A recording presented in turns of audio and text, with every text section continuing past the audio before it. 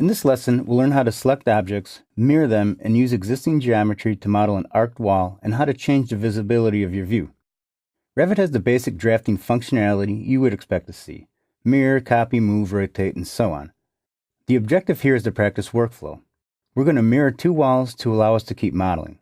Once we have the items mirrored, this will allow us to continue to fill in the gaps with a radial wall. This exercise will focus on the object selection process, the process for mirroring, and to practice moving ahead with modeling a radial wall based on 3 points. Open the file you've been working on, or open the file called Chapter 2 and follow along. If you look at my example, this is what it's going to look like when we're done. Once your file is open, let's take a look at some of the selection processes. The objective is to select these two walls and mirror them down so they form an L shape down here mirrored from this. We're going to use the midpoint on this wall as the line. But first, we have to learn how to select objects. So let me explain that a bit to you. In Revit, there's 3 ways to select an item. There's a pick box, there's a crossing window, and there's just physically picking items. Let's take a look at the 3 now. The first one we'll look at is the box. With the box, if I come across here, you'll see that once I touch that wall, it doesn't get picked up. But when I come down to this wall, it does. The deal is, you need to have the entire object ensconced within that box, or it won't be selected. And if I come this way, that item will be selected. Now, if I take a window coming from this side, we'll see that the second Revit touches it, it becomes selected. That means that this wall will be part of that selection set. A third way to select items in Revit is just to physically pick them. But what will happen when you physically pick an item is if I come over here and pick this one becomes deselected. That's where you can use either the Control key or the Shift key. For example, if I want to select both these walls by using the pick method, I can select the first wall, hold down the Control key, then select the second wall. This gets both my walls selected. What I want you to do is select these 2 walls any way you want. Just make sure you don't select the top wall. If you do, all you have to do is hit the Shift key, deselect it. The next step is to mirror these walls down. Before we do that, I'd like to draw your attention to the tab. The Modify Walls tab is a temporary tab that showed up when we selected these walls. In Revit, not only when you start a command, but when you select an item, you get a temporary tab to work on that item. I'm going to zoom out a little bit, and I'm going to go to the Modify panel on the Modify Walls tab and look at all the drafting tools we have. There's 2 ways to mirror an item. We're going to use one of them now. That's Mirror, Draw, Axis. Notice, too, that DM is in parentheses. That means that's a shortcut. So if you wanted to mirror an item, you'd select them first. It'll make these commands available. Then you type DM and you can mirror it. Know that in Revit, you always select the object first, then execute the command second. Now, pick the Mirror Draw Axis button. And what I want to do is come to this wall, and right when we get to the midpoint, you'll see that little triangle show up. Once you see the triangle show up and the text midpoint shows up, pick that point, move your cursor straight in this direction. Be careful not to angle it.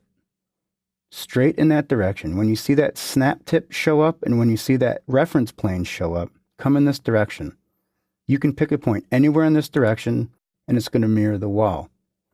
Hit escape a couple times and it clears out the command. Zoom in on the bottom wall and notice that Revit joins the geometry. This brings up another great point. The problem is, they don't look very well, do they? We selected this complex wall and we went through and looked at all these awesome properties, but we're seeing this in our plan. That's not acceptable. The thing is, we have what's called the View Control toolbar. This toolbar controls the view state of the objects in the view window. What I want to do is hover over this icon here. It says Detail Level, Coarse. If you click that icon and go to Detail Level, Fine, what you'll see is all the other sublines show up, delineating the wall's functionality. In some cases, where the scale is really small, it's handy to have your detail level set to coarse. That way it doesn't look like a blob when you print it. On normal scale, such as 1/8 of an inch, it's okay to have your detail level set to fine. Also know that if you have a lot of objects modeled and your detail level is set for fine, it could slow your model down a bit. The next thing we're going to do is create a radial wall. I'm going to zoom out to see my entire wall. If you type ZA, you can zoom all. Or if you hold your wheel button down, you can pan. If you wheel your middle button in or out, you zoom in or out. What I'd like to do is zoom in on this wall and take a look at it really quick.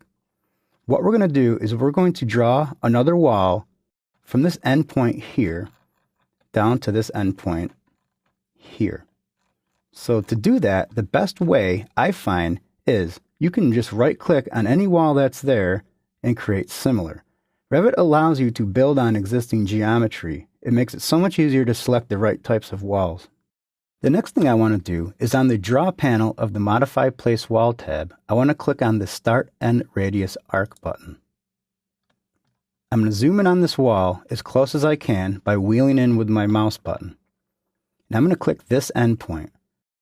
This is actually a concrete ledge that's about 3'6" up the wall. We don't want to select that. This is the actual edge of brick. This is the wall we're going to select. So pick this point right here. Zoom out down to the bottom and pick the exact opposite corner. Not this corner, but this corner. Once you pick that, you'll see that the wall is starting to form an arc. Once we move in this direction, the wall will actually snap into place. We can break through it, but let's not do that. Let's just let the wall snap into place. Once you see that it's tangent upon those 2 points, pick it and hit Escape twice. On your keyboard, type ZA. That will zoom all. So that wasn't too difficult, right? Now we know how to select objects in Revit, mirror them, and adjust how the view looks.